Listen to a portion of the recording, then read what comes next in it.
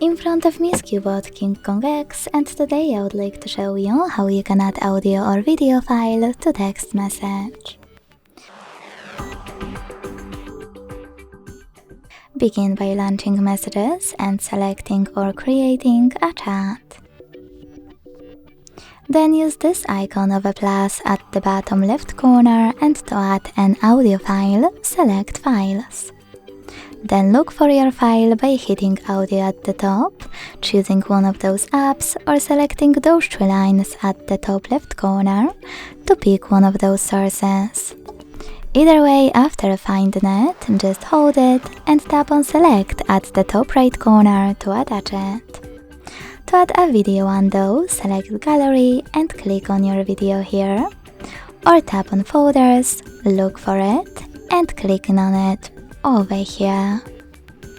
Thanks so much for watching. If you enjoyed this video, leave a like, comment and subscribe.